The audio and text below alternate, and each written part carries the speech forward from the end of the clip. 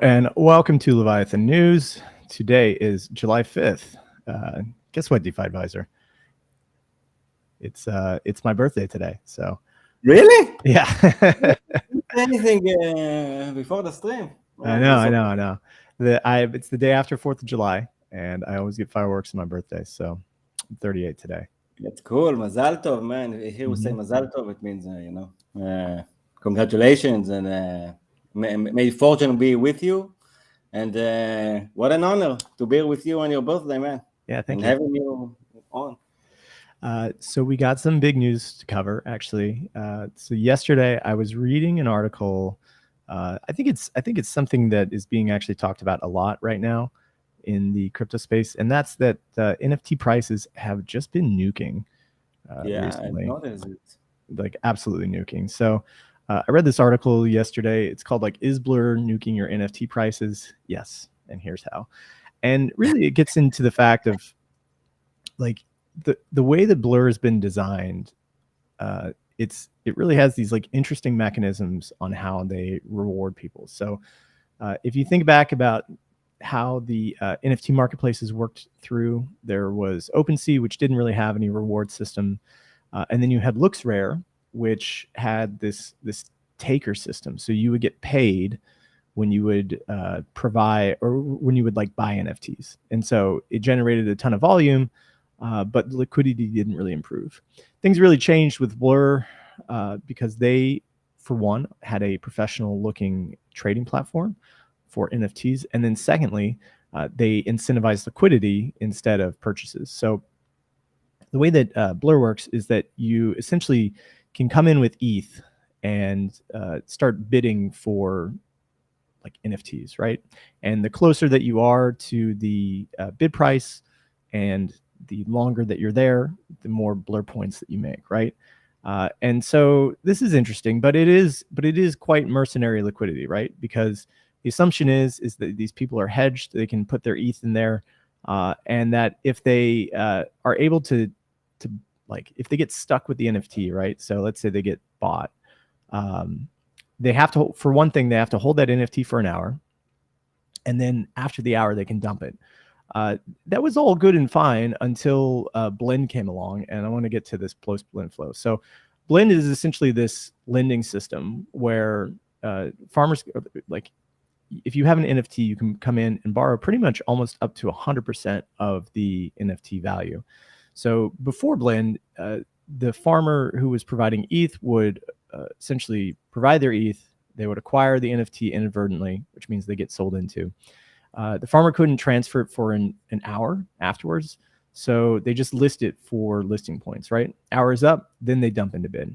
Now, the farmer can transfer it almost immediately, right? Because they essentially get liquidity by going to Blend after they've purchased this, after they've been stuck with this NFT from somebody else selling into them. They borrow the ETH back, they put it back into the system, and then they just wait for either it to get like liquidated, or sorry, not liquidated, but the NFT never gets listed. The take bid function pays, and it gets sold in. So it's this like strange system, and the liquidity has accelerated the dumping of NFTs. So this is one chart that just shows like when Blend was introduced and where prices are right now. You know, it could just be that like the NFT market hype is over. Bored Apes. Of course. Yeah, we'll talk about it in a second, but like the prices there look like it's insanely low to compare to what it was like a year and a half ago. It's like kind of insane. But what you've just explained, you actually mean that most people do these like Blend and Blur games mostly just to get like the Blur and Blend rewards. Yes. Right. Yeah. That's the main motive, correct? Like it's an external motive into the system, so it kind of adds on a lot of mess, I think.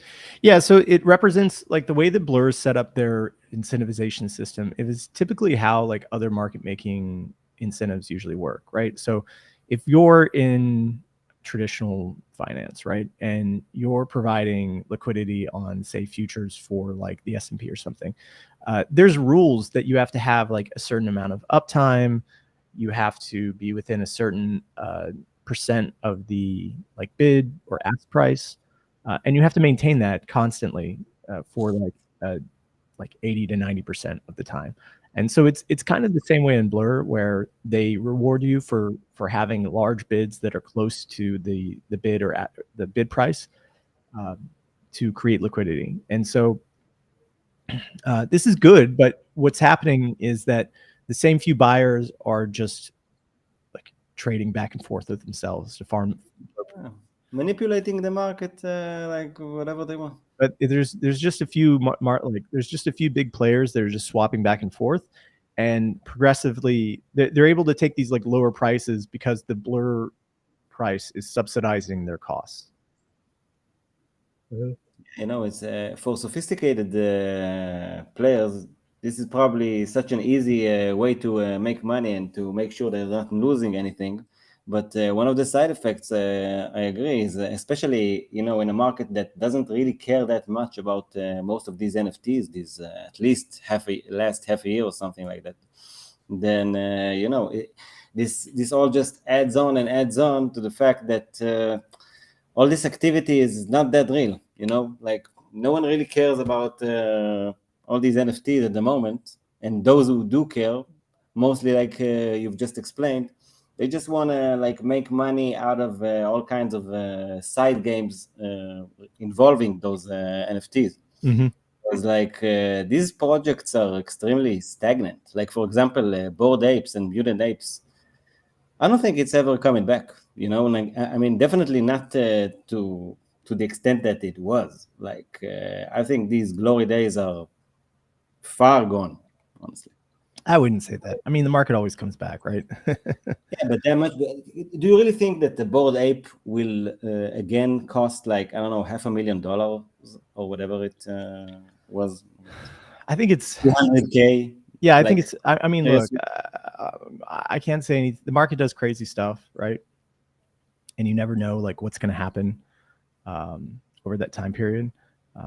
So sure, I mean, it could come back, but for now, like it's taken a big hit. So looking at Icy Tools, right, we can see that over the past month, like CryptoPunk's down 15%, Bored Ape down 22%, Mutant Apes down 30%, Azuki down 30%. So some of the big collections, Other Deed down 25%. A lot of the big collections have taken some huge hits, and that's affected the broader market as well too. So it's it's been just a tough month, especially in a bear market as well too. And I think people are like looking for reasons why the prices have dropped. And so while I think Blend and Blur, obviously are like public targets to go after, those prices aren't real in the first place. And if people wanted to actually bid, they would have bought them and pushed the price back up. So exactly, there's not a real market to these things right now. So only sophisticated players can do all kinds of kind of these I don't know, games or whatever you can call them. And right now, I think, especially like after we had the Tetranode interview, and they've discussed JPEG. So I think a lot of the sophisticated actors already are moving to other platforms to play different kinds of games in order to maximize all this yield that they can extract out of their NFTs, especially NFTs like this. And I think that I saw something that it's like easier to get liquidated on Blend and Blow relatively to JPEG, for example. Probably because they allow for near 100% LTV, or that you can borrow essentially 100% of the value of the NFT.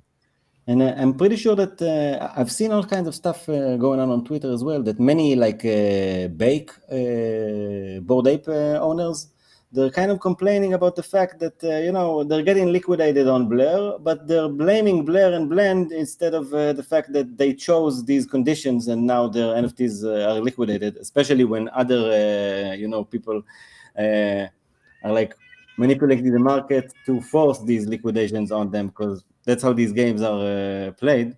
Mm-hmm. So it's like, I think it all adds up to this nuking effect of NFTs that you've mentioned. And by the way, I think that this mostly relates to like the classic NFTs collections that the only real utility that they offer for now is clout. Because, for example, in such a bear market, when Llama, the NFTs, we had them on a few times, like, they're succeeding, you know. They did a great mint these past few months when no one really cares about NFTs, and it's mostly because they know their audience in a way, and they have like a much better connection and like utility, and it's just working. And by the way, for example, the GMX Blueberry Club, it's a much like older collection, yet not dropping as much as like Bored Apes and whatever, because it's you know, we're at the end of the bear market. This is hopefully the last of it, so we'll have to see how things go. So in other news, we had some interesting stuff pop up with an EIP. We had a circuit breaker that was published by DR. So this new EIP, it's an ERC, or would create an ERC standard 7265 that would allow DeFi protocols to integrate a circuit breaker to prevent drainage of funds. Essentially, this would allow protocols to set rate limits or determine how many tokens can leave the vault or whatever sort of area that these, or like construct these tokens are in. And if it breaks the circuit limit, or if it breaks the circuit breaker, then the contract would be paused for a specific amount of time. Doesn't it add like a strong centralization issue into the mix, or am I misinterpreting it? So I believe that it just sets rate limits on the amount of tokens that can come out. So it's like it allows you to create highly customized rate limit parameters, so that you can say like only $1 million can flow out in 100 blocks or something, right? Honestly, I'm not that much. I'm not technical enough to understand. Like I can only assume stuff, and I definitely like can take your word for it. But I would definitely want to hear more takes on it, because it. Like, I think it does. Obviously, it would raise centralization concerns because the admin, whoever owns the contract, gets to determine the parameters of what is being set. So like, if you're talking about how, like, you know, how much money could come out, or the rate limit, or like the reset time, all those are admin controlled. So if you have some malicious admins, they could essentially like brick your parameters to something nasty, so you don't get any funds back for a long time. So yes, it introduces some centralization, but it does help potentially for like DAOs that have like a nice multi-sig, or have a like trusted authority that wants to maintain these ERC contracts. It kind of reminds me of stuff like you know, upgradable contracts versus immutable contracts. Is it not like kind of the same? Not really. I mean, you could have an immutable contract, I believe, but it would introduce these rate limits that could be changed. So it's you could have your, like, I think maybe it's a wrapper. I will have to look more into it, but from my understanding, it just adds these limits, which then can be changed by an admin. It's going to be interesting because you know, at first glance, it seems like, you know, that it gives back some of the power to whoever controls these functions. So assuming they are like positive actors, it's great. They're going to prevent hacks, and we're going to, us as users, we're going to benefit. But I'm just like wondering about what if this, what if the protocol that controls this kind of option is not that, you know, is not a positive actor? Yeah. Doesn't it open like all kinds of malicious? Well, I mean, that's the case for anything, right? Yeah, true. That's really the case for anything. So talking about hacks, this was, we had Winmoon on this morning, and he actually had to jump off, but he was a little bit surprised about this. So Rodeo Finance was hacked for 89,601 USDCE, which was then exchanged for 46.1 ETH. And this Metasleuth brought up some very interesting coincidence that the first 5 letters are exactly the same of the attacker address, but that's all random, right? I guess, but honestly, I don't know. I think it is. The reply from Rodeo Finance, maybe English isn't their first language, but it was very weird, right? So can you share it on the screen? Yeah, it is here, right? So let me make it a little bit bigger. So he's like, let's go read their official reply. So okay, so this Falcon DeFi Security Summit talks about the exploit. They talk about the issue with their strategy gamma, balance manipulated, and then abuse of Mint protocol reserves function. Right? They said the attacker employed an address strikingly similar to the deployer, leading to our erroneous identification of it as the project's address. That's probably the issue, why they were talking about it. They probably reported it as the team first. So in this case, Rodeo came back and said, when making an erroneous claim on Twitter, which is publicly contested or rectified, it's typically best to leave the claim up as it already has many eyeballs. It's also good to own up so that users can see the original falsehoods. They said they caught the attack in real time, paused the protocol, and then were given all clear by their auditor at Kalos. They apparently are operating again, and the funds are theirs. So, by the way, they just had their token sale.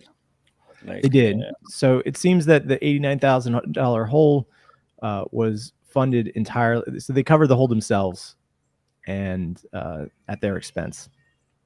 Have you heard of these guys before? Leverage Yield Farm? Yeah, I've heard about them, actually. Mm-hmm.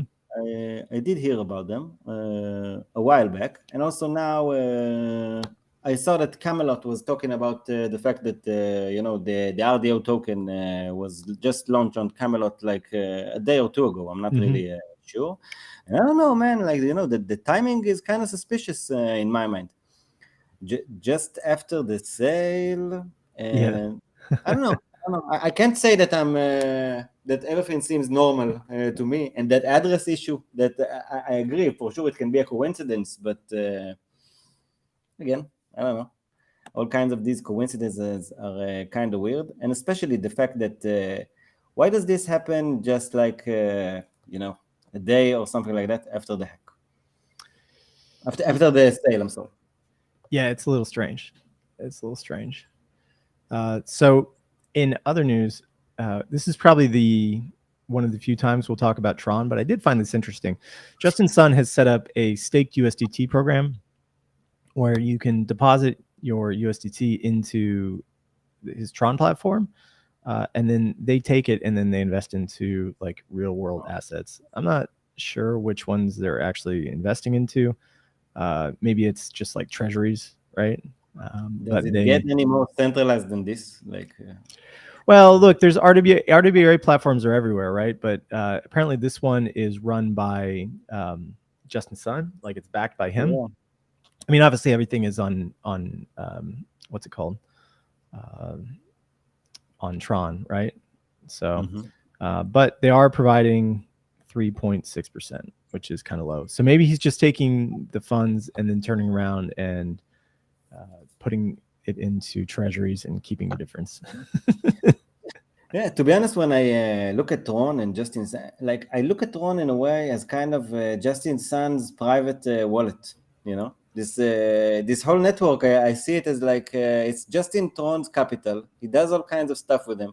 I imagine that some people in Asia or whatever, they do use it because for back in the old days, it has the reputation of a cheap network. And I remember that in my early DeFi days, people were, and really I knew nothing about nothing back then. people were approaching me and saying like, yeah, but Tron is much cheaper and Ethereum is a very expensive network. So, maybe it can maybe it can be legit and whatever. But the more like time I spend in crypto, like I wouldn't, again, this is not personal, this is not financial advice or anything, but I've never touched Tron.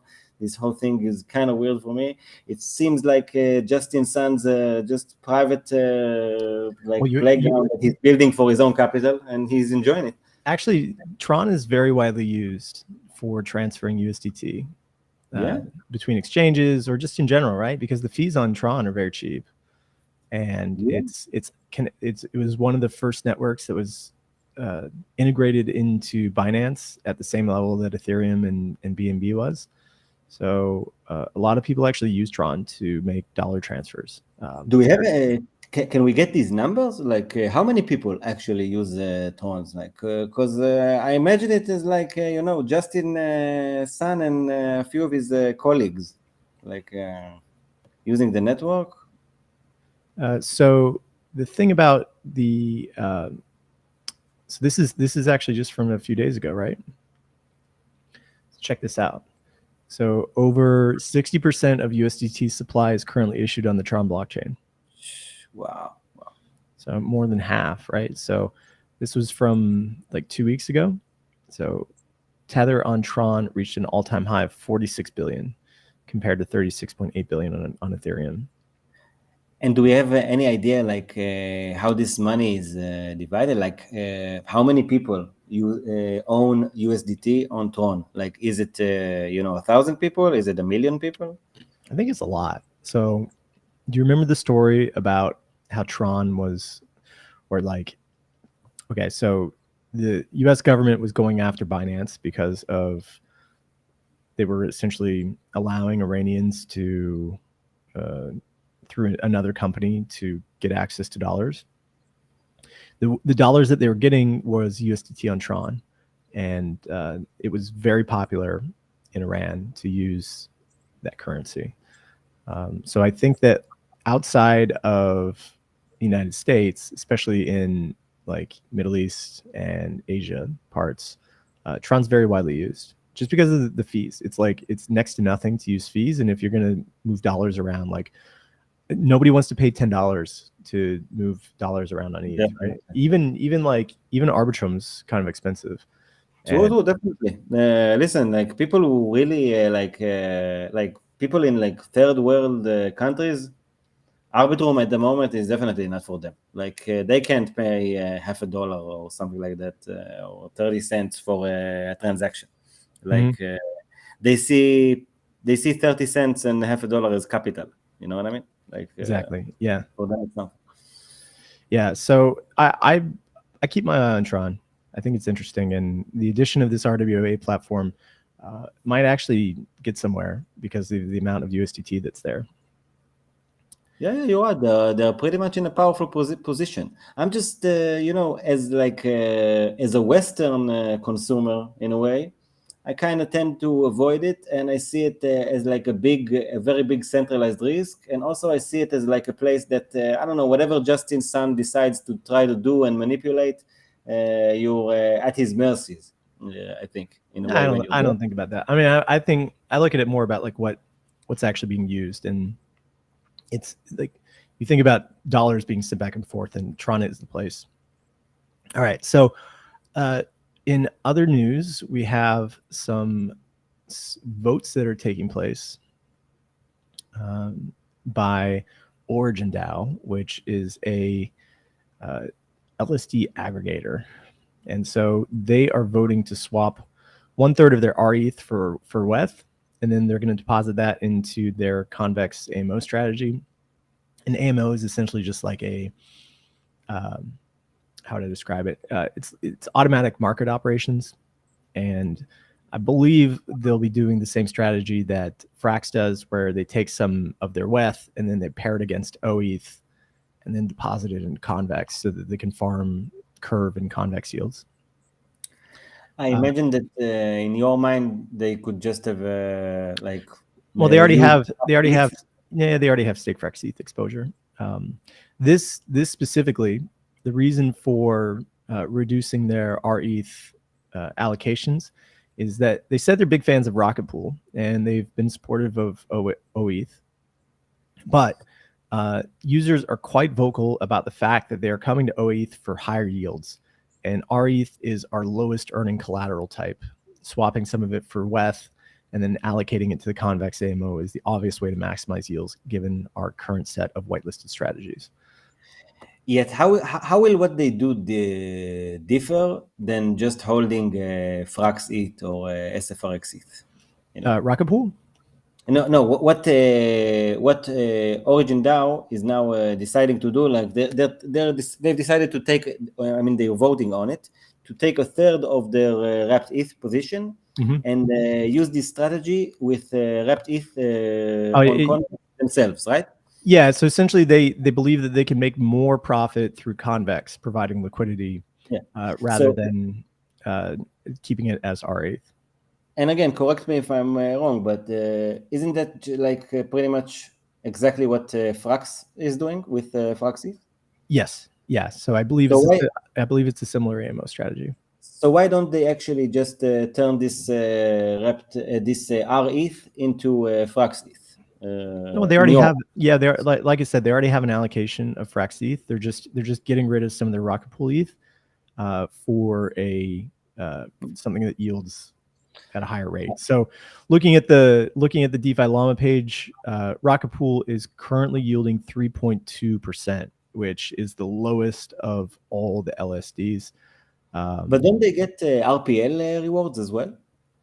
Yeah, potentially. Well, the state, you mean just holding the LSD, or are you talking about the node operators? Those who use Rocket Pool, those who lock ETH to RETH, I think they also lock RPL, and then those are the node operators, and so being a node operator is actually quite profitable. But if you're having to hold the LSD, did I freeze? No, I froze. So holding the LSD actually is unprofitable. So like you're essentially subsidizing the node operators' profits at the expense of yourself. Am I frozen? I believe I'm frozen still. Yeah, it comes and goes. Strange. But now it's okay.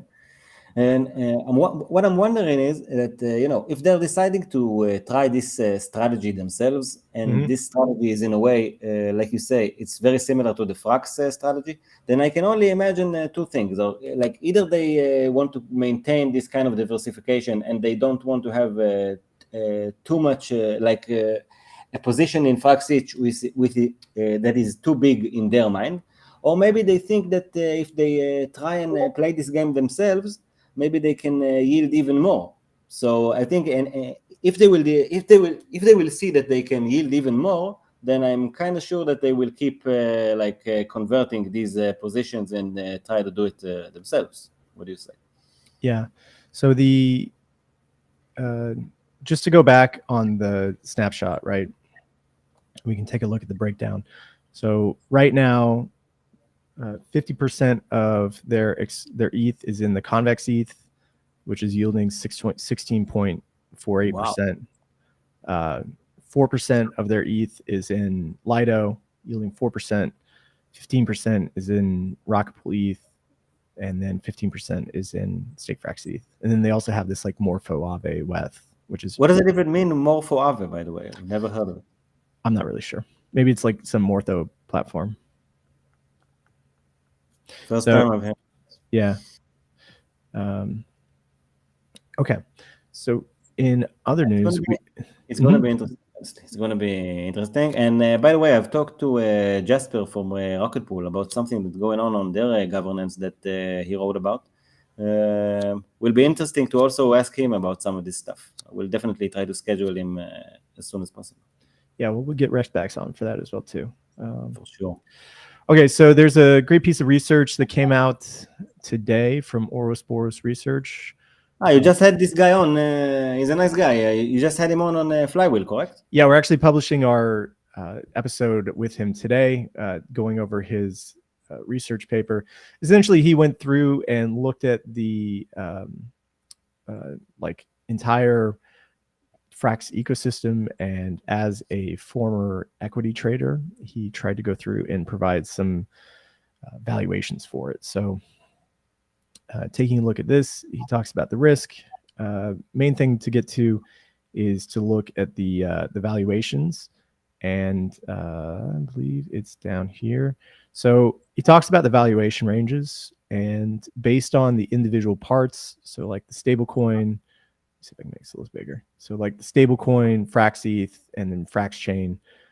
At the low end, he valued it at about $600 million, which is about 30% upside, and at the high end, $1.7 billion, which I still think is conservative as well too. I could probably push it a little bit higher than that in my own head, but yeah, if stuff really works, I think the bull case is much bigger than that. Of course, I'm not sure about what kind of time frame he's referring to here. Yet, you know. Well, I think it's now. I think his like valuation models are saying like it's mispriced now. What it should be worth today. Yeah, exactly. Yeah. So we've seen some repricing of Frax share over the past week, but I still think it's deeply undervalued. But that's just my opinion. And everybody. By the way, can I use this chance to ask you something that I've seen also? I've seen some people talk about it on Twitter. Like some people have, I see that they have some critique or criticism, I'm sorry, for the fact that Frax has become, in their mind, much more oriented on the Frax ETH stuff, and less on the stablecoin stuff, at least in the way they communicate things. So I've seen, especially in the past few days and yesterday, I saw some people tweet stuff like, the Frax used to talk about Fed Master's account, and now it's mostly about them talking about Frax ETH. What are your thoughts on it? Like, because you're so much more connected to Frax and the guys there and their vision. Like, how do you see it as someone from the inside? Yeah, there's a really good article that that we wrote on Flywheel. Let's see, a few months back. So during ETH Denver, Sam actually gave a talk called Stablecoin Maximalism, which I think is really good to hear. He talks about how like Frax is a stablecoin issuer. It's not just about like fiat stablecoins. They're also issuing stablecoins. They're going to issue a Bitcoin stablecoin at some point. And essentially, like his idea of a stablecoin is that you have this three parts, right? So you have the monetary premium, you have the risk-free yield, and then the swap facility. So the monetary premium is like people that hold dollars. So if you hold cash, right, you're essentially like increasing the monetary premium of the dollar because it's not in treasuries, you're not earning a yield on it, and it's not like non-yield bearing, right? The risk-free rate is like treasuries, right? So when we think about like LSDs, right, we have like whatever your LSD yield is. In the case of Frax, we have two tokens. So there's like Frax ETH, which doesn't earn a yield and is used for liquidity, versus stake Frax ETH, which slowly goes up and is kind of like the risk-free rate of DeFi. And then lastly, you have your like swap facility, which is just where everything gets traded out. So, in here we talk about, he essentially says that like if you build stable coins up and down in the ecosystem, like the platform can become a lot bigger, right? Because then you like the dollar-based stable coins are just one part of it, as well as the LSDs as well too. Pretty much every protocol in theory should be issuing their own LSD, because you get to essentially arbitrage the rates between what you're able to earn versus what people are able to want to accept for your stablecoin. But probably this only works like for big actors like Frax, for example. Like, do you really think that like small protocols should try and do such stuff as well? I think it's with size, right? Because like at the end of the day, Sam's comments are essentially that like it's all lending, right? Like all of these markets that we're talking about, they're just like lending markets. It's all debt. A stable coin is just debt. So like if you're creating debt markets, if you're Aave should have their own LSD, right? And they're issuing their own stablecoin with Go.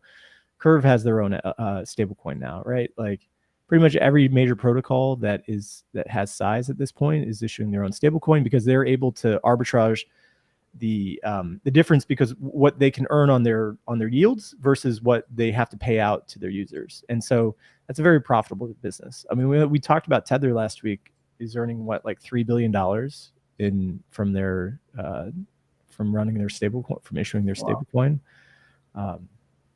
which is crazy. And so your guess, Sam, if I can ask, of course, your guess is that Aave, Curve, and maybe some of the others as well, I'm not sure who.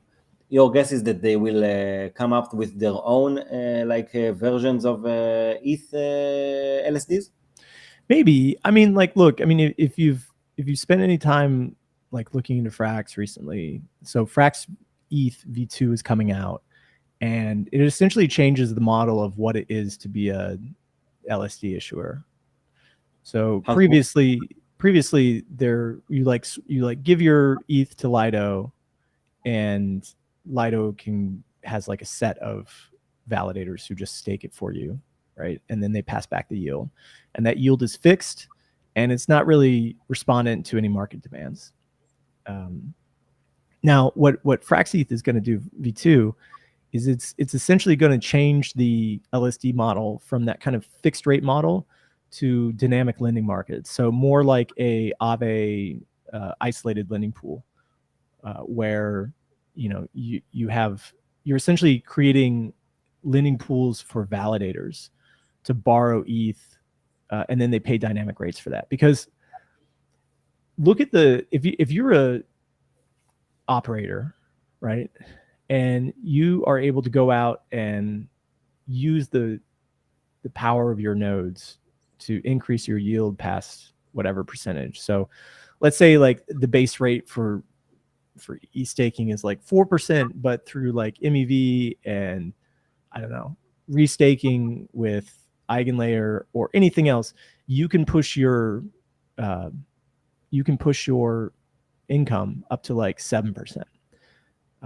Now, if you're a smart node operator, you should try to borrow as much ETH at that 4% staking rate as possible, and then arb the difference between like the 7% that you can make with all those other activities versus what you're paying as kind of that base rate.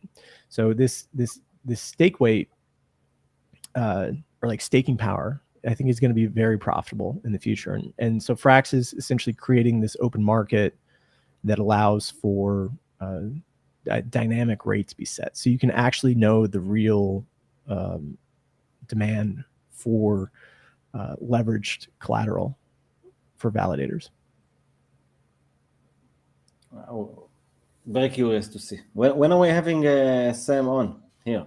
That's a good question. I can ask him. Probably whenever they have announcements, which is all. This what you just shared sounds like kind of a big announcement is coming. Kind of an announcement of announcement. Well, if you hang out in the Telegram chat, things get announced like all the time, quietly. Yeah. There's just no like at Flywheel, we're trying to be as loud as possible, but it's. I think you're doing a great job on that front for sure. And by the way, are there any news about the Fed master account? Any time? I would be look at it's. I would look to other stablecoin issuers first. So like Custodia, see how Custodia goes in the next few months, because they've had their application for a long time. The current regulatory landscape is just not that great for stablecoin issuers at the moment. So once there's legislation passed, like the McHenry bill that we've talked about before, or a new administration, then I think we'd see some changes. Yeah, it will be very interesting to see, and definitely, I don't know, like up till now, in many ways, it has been the year of LSDs, huh? Mm-hmm. It has, and maybe it will continue to be. I hope so. So anyways, that's probably a good place to wrap. We're rolling into the end of the hour. So thank you for tuning in today's edition. We will be back tomorrow with the whole gang. And Amen. Yeah. And thank you for all the comments. We see you. I just forgot to put them up. So Crypto Worm and Chung CC. Thank you for leaving some comments. All right, Squids. Thank you so much. We'll see you again tomorrow. And Mazal Tov, man. Yeah, thank you. Oh, gonna go barbecue. Goodbye.